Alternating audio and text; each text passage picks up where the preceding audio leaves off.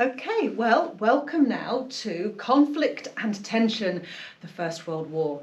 This is also paper one, so it will be on your desk at the same time as your America paper. So as I've said before on the America video, do it in the order that you like. If you want to start with the First World War, start with the First World War. If you want to start with America, start with that. It's entirely up to you. Again, the order of the questions. As you can see, 4 questions on this paper. Question 4 is worth 16 marks plus your SPAG. So proportionately for your whole GCSE, that's quite a big question. So it might be a good idea to start with that, bank those, so that you then go back and answer the shorter and lower marked questions later. But it's your choice. You do what you want to do. What sort of questions do we have on this paper? We've got question 1 is a source-based question. Question 2, also source-based. Very saucy paper, this one.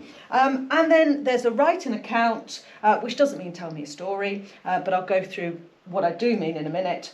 And then that 16 mark question 4, how far do you agree with X, Y or Z statement? Okay, let's break these down.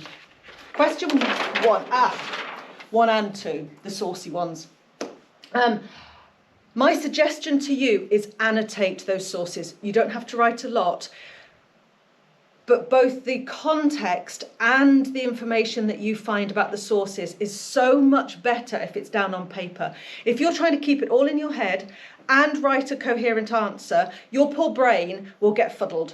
Better to dump stuff down on paper and then think about structuring the answer. How do you annotate the source? Remember, this is where ICAPON comes in. So, what can we infer from this source? As I read between the lines on this source, what message is it giving me? Not what actually factually is it telling me, but what do I get when I read between the lines? How does that relate to the context that I've learned, that your history teachers have taught you? How do the inferences and the context relate to each other? Because you have to decide how accurate the source is. Because accuracy does then affect what it's useful for. I'm going to go through this and I'm going to say it again now. An inaccurate source is still useful, but we'll go through that in a minute. And then this is where your provenance comes in. P, O and N. What's the purpose of the source? What's the origin of the source? In other words, who wrote it, when they wrote it, and then the nature of the source. What kind of source is this? Is it a cartoon? Is it a painting? Is it a speech? Is it a letter? Is it a private diary entry? All of these things affect what it's useful for, okay? So make sure that you ICAPON all of the sources before you try and answer any of the questions. Okay. Let's look then at how you structure question 1. Question 1 will ask you, source A criticises or supports X. How do you know? How I want you to structure this. Start with one way A criticises or supports is from whatever little detail you see in the context, we can infer, and that's the thing that you read between the lines. So one way that A criticises or supports Kaiser Wilhelm is from the content, we can infer that. I'll go through a worked example in a second. Then you've got to give some context to back up your knowledge of that. So you would add in some specific context. That's why I asked you to brain dump your context. A second reason A is supportive or critical is because, and this is where you bring in the provenance of the source. Who wrote it, what sort of source it is, that kind of thing. And then explain it. Okay, so let's think about this. Let's imagine you've got a source, it's a French cartoon, it's got a picture of Kaiser Wilhelm, he's grabbing hold of the world, and the world's sort of toppling over and he's looking like he's trying to take it all as his own. So source A, let's go with, criticises Kaiser Wilhelm. How do you know? Well, one way A criticises Kaiser Wilhelm is from him clinging on to the world, or his attempt to cling on to the world. We can infer that A disagrees with Kaiser Wilhelm's imperial ambitions. Then you would back that up with your context. So you would talk maybe about Weltpolitik. You would talk about how Kaiser Wilhelm interfered with European imperial interests, such as Morocco, when he interfered in Morocco with the French. A second reason that A is critical of Kaiser Wilhelm is it is a French cartoon. Now you've got to explain this. So that's the provenance. Explain it. France was an enemy of Germany in World War I and resented Germany's interference before the war in Morocco. Can you see how we've worked that example through? We've got the inference, we've got a detail from the source, we gave some context, we then explained the provenance of French cartoon and the fact that France was an enemy of Germany and resented the interference in Morocco. Hopefully that helps. It's only 4 marks, there's a lot of work for 4 marks, but use that structure and you'll get there. Okay, question 2. This is 12 marks. I reckon this is probably the hardest question of any in your GCSE, but follow these tips, you'll be fine. How useful are B and C for an historian studying X? So you've got to remember what X is. Okay, it could be the Battle of the Somme, could be Kaiser Wilhelm's imperial ambitions. It doesn't really matter, just make sure you know that. What you've got to cover off in this answer is how useful B is, how useful C is, and then that magic to get those final questions when considered together. And I've always said this to you guys, you're writing away, you're thinking about it, just stand back, think of the bigger picture, putting these 2 sources in the wider context. Your chief inspector historian, you've got 2 clues about the past, put those 2 clues into their widest context, and when you consider them together, what do they tell you? All right, so that's why you must do that, because that's what gets you the really top marks. Okay, let's break down this. Before we do it, I've just said here, how does accuracy affect usefulness? I cannot tell you enough that an inaccurate source can still be useful. In fact, sometimes the inaccurate ones are more useful and they're certainly more fun to analyse. Spoken like a true history geek. So, how do we know? Let me look at these 2 sources with you. It's appalling, really. These sources give an implied sense that smoking helps with your health. Now, these are very, very old adverts. These were out before the fact that smoking is bad for your health was categorically proven. So they can get away with it, but we know that smoking is not good for your health. So when you look at these are inaccurate sources.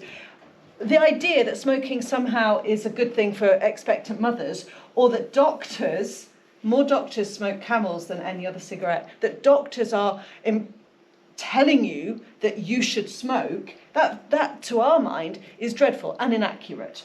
So what are they useful for despite those inaccuracies? Well, here's the thing. Think about the advertising companies that are doing this. Nicotine cigarettes, Camel cigarettes. What are they trying to do? They're trying to sell cigarettes. Their motives are to sell cigarettes. So they will say whatever it takes to get people to buy them. So if I'm looking at why it's useful for understanding the lengths that cigarette companies would go to sell their cigarettes. Inaccurate, but still useful. Useful for understanding the tactics used by advertising companies and cigarette companies to sell their cigarettes. Okay, makes sense?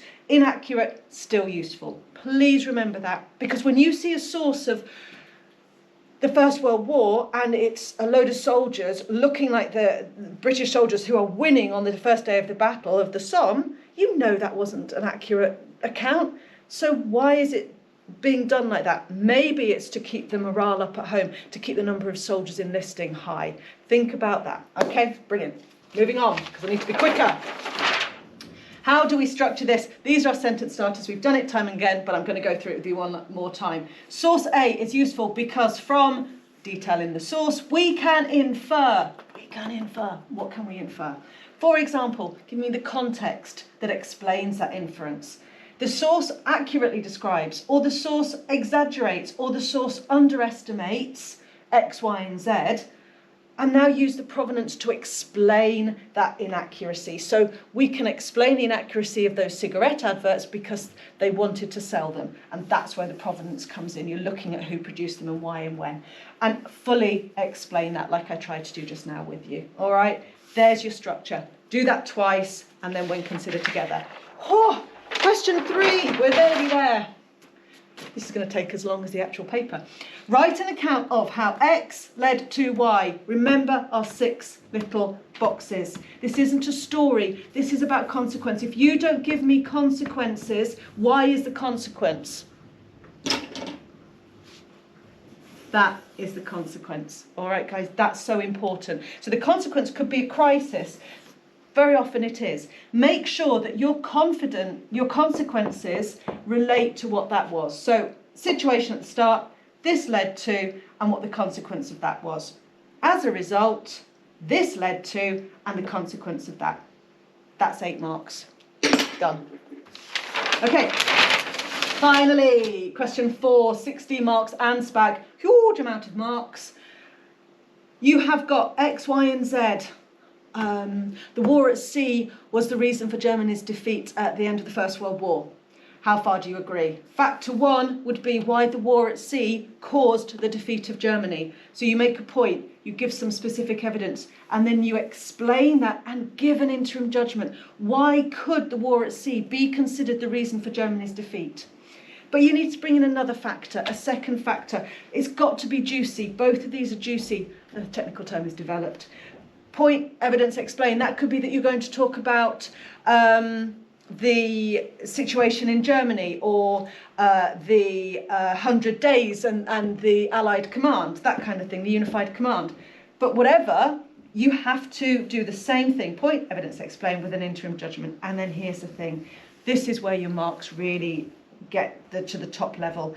Give an overall judgment. So how far was the war at sea responsible, but give the relative significance. So the war at sea was overall the fundamental reason, because all other reasons came from this. So for example, the situation in Germany only happened because the war at sea and the blockades. The failure of the Ludendorff offensive and the lowering of morale only happened because of the war at sea. Try and make the links as much as you can between the factors. Sped up at the end there so you didn't have to spend too long on this. Good luck with your First World War paper. You are just going to be awesome. Go for it.